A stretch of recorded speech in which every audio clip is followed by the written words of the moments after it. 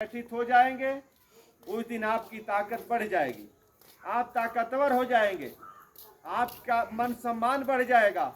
इस लोकतंत्र की ताकत आप है, इसको समझिए। ये हम लोगों का आप लोगों से निवेदन है। तो हम लोगों का 4 नवंबर को एक कार्यक्रम है। आपके गांव के बगल में एक गांव है रामपुर भोज, का नाम आप लोग सुने होंगे। रामपुर भोज में एक 4 नवंबर को कार्यक्रम है, और वह कार्यक्रम आपके पूर्वज के नाम से पृथ्वीराज चौहान जी की प्रतिमा का अनावरण का कार्यक्रम है।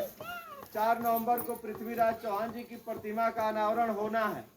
उसी अनावरण कार्यक्रम की तैयारी गांव-गांव चल रही है, गांव-गांव मीटिंग हो रही है। अपने लोगों को समझाया जा रहा है, लोगों को बताया जा रहा है कि आप 4 नवंबर को पहुंच करके अपनी ताकत को समझिए और अपनी ताकत का एहसास कराइए। आप देखे होंगे, सुने होंगे, पढ़े भी होंगे, इस देश के प्रधानमंत्री नरेंद्र मोदी जी दिल्ली से चल करके बनारस जाते हैं और रविदास जी की पूजा करते हैं। दिल्ली से चल करके गोरखपुर कुशीनगर जाते हैं और बुद्ध जी की पूजा करते हैं। दिल्ली से चल करके बहराइच जाते हैं, महाराजा सुहेलदेव जी की पूजा करते हैं। गुजरात जाते हैं, पटेल जी की पूजा करते हैं। बम्बई जाते हैं, शिवा जी की करते हैं। लेकिन जिस शहर में रहते हैं उसी शहर के शासक आपके पूर्वज अंतिम हिंदू सम्राट पृथ्वीराज चौहान के चित्रों पे 9.5 वर्षों में नरेंद्र मोदी जी ने फूल भी चढ़ाने का काम नहीं किया। तब जाकर के हम लोगों ने संकल्प लिया, हम लोगों ने निर्णय लिया, जनता क्रांति पार्टी राष्ट्रवादी ने संकल्प लिया कि यदि इस देश में अंबेडकर, रविदास, कालिदास, काशीदास, तुलसीदास, गांधी, गोडसे, सावरकर, सुहेलदेव, परशुराम, महावीर, बुद्ध, राम, शिवाजी, पटेल की पूजा हो सकती है, तो आपके पूर्वज अंतिम हिंदू सम्राट पृथ्वीराज चौहान की होनी चाहिए।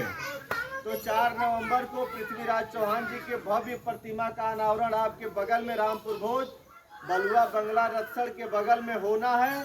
उसी कार्यक्रम में आप सारे लोगों को आमंत्रित करने के लिए हम लोग आप लोगों के बीच में आए हैं और गांव-गांव घूम करके लोगों को बताया जा रहा है कि 4 नवंबर को आपके जिले में, आपके बगल में, आपके विधानसभा में यह ऐतिहासिक कार्यक्रम होने जा रहा है। आपको अपना कीमती समय निकाल करके उस कार्यक्रम में पहुंच करके उस कार्यक्रम को भव्य बनाना है और अपनी ताकत का एहसास कराना है। लोकतंत्र में भीड़ का बड़ा मतलब होता है।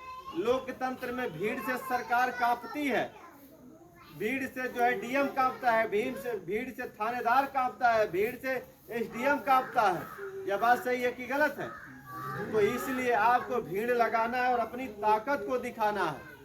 पूरे जनपद बलिया से सारे गांव से लोग आएंगे, अगल बगल जनपद के गांव से लोग आएंगे और लाखों की संख्या में रामपुर भोज में पहुंच करके अपनी ताकत का एहसास कराएंगे।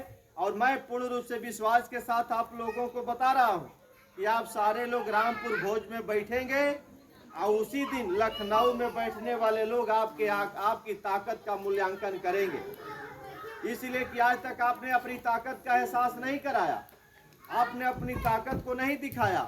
तो 4 नवंबर का दिन आपके लिए एक अवसर है और 4 नवंबर को अपनी ताकत को दिखाना है, अपने शक्ति का प्रदर्शन करना है।